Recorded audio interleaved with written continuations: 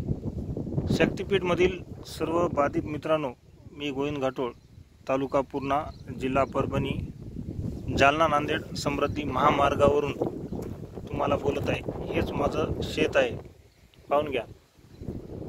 आता हा महामार्ग बनत आहे।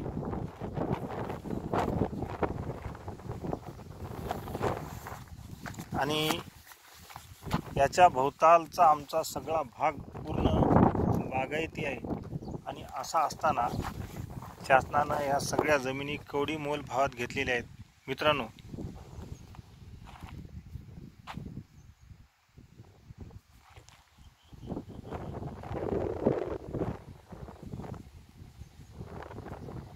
पाहिला का? हे पहा, गुत्तेदाराच्या गाड्या।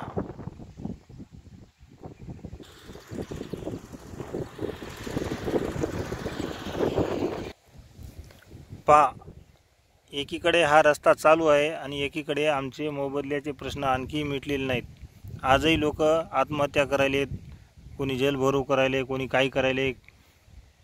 फार बेकार आहे।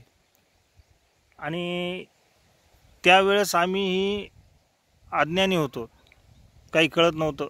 आम्हाला अगोदर असं अधिकाऱ्यानं खूप बनविलं, तुमचा भाग असा आहे, ऊस केळीचा भाग आहे, तुमच्याकडे द्राक्षे आहे, तुमच्याकडे पपई आहे, तुमच्याकडे पेरू आहे, मग तुम्हाला इतके पैसे येतील, तितके पैसे येतील, गोड बोलून संयुक्त मोजण्या करून घेतल्या मित्रांनो। आणि त्यानंतर मोबदला नोटीस हातात आल्यावर खटकून डोळे उघडलेत।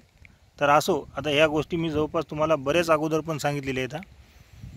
हा व्हिडिओ बनवायचा एक उद्देश आहे, लातूरपासून ते सांगोल्यापर्यंतच्या आपल्या बाधित मित्रांसाठीच हा व्हिडिओ बनविला आहे मित्रांनो। तुमच्याकडे आणखी बरंच अज्ञान आहे, बरेच अज्ञानात गावं आहेत, त्यांना बाहेर काढा। ज्याला कळतंय त्यानं त्या लोकांना सांगा, कारण अज्ञानात असलेला माणूस कधीही पुढच्याला बोलू देत नाही। तिथं तुमचा स्वाभिमान गहाण ठेवून त्याला सगळं समजून सांगा। काही गावात मोजण्या झाल्यात, काही गावात राहिल्यात। आता ज्या झाल्यात त्यानं हो द्यायला नाही पाहिजे होतं, पण ठीक आहे झाल्यात, पण त्यांनी केल्यात म्हणून तुम्ही करू नका। सगळ्यात मोठं आपल्या एवढंच नाही तर आपल्या शेजाऱ्यानं मोजणी केली म्हणून आपण करायची नाही, हे एक तत्व ठेवा। आणि तुमच्या तालुक्या जिल्ह्यातून बाधित शेतकऱ्याच्या पोरानं पुढे या। प्रत्येक तालुक्यामध्ये 5 लोक जर झाली आणि प्रत्येक गावाला जाऊन जर तुम्ही भेटी दिल्या तर मला वाटत नाही कोणी अज्ञानात राहील म्हणून। आमच्या इकडं कुठंही संयुक्त मोजणी आणखी शासनाचं दुकान लागलेलं नाही, कुठंच त्याला आणखी यश आलं नाही मित्रांनो। संयुक्त मोजणी झाल्यावर आपल्या हातात काहीही राहत नाही। आजपर्यंत हे राजकारणी लोक, फडणवीस साहेब किंवा अनेक जे कोणी असतील ते सगळे म्हणतात तुम्हाला बेस्ट मोबदला देऊ, तुम्हाला योग्य मोबदला देऊ। मला एक कळत नाही याचं बेस्ट आणि योग्य म्हणजे काय। कारण कायदे आम्ही जेव्हा आता जे आमचे आंदोलन चालू आहे जालना नांदेडचे, ते सगळे म्हणतात या कायद्यात बसत नाही, त्या कायद्यात बसत नाही। आणि आता इथं काय म्हणायचं बेस्ट मोबदला देऊ, आणि जेव्हा कायद्याला गोष्ट लागेल तेव्हा म्हणतील दाखवा आम्हाला कायद्याचं पान, त्याच्यात एखादा आहे का तुमचा शब्द असा। या भानगडीत पडू नका। मी शेतकरी आहे, तुम्हाला खोटं बोलणार नाही, या भानगडीत पडू नका। आणि आज बरेच राजकीय लोक इकडं मोजणी झाली यायचं समर्थन आहे, त्याचं समर्थन आहे असं दाखवायलेत, पण हे शेतकऱ्याला खरा कायदा कोणी समजून सांगायले का?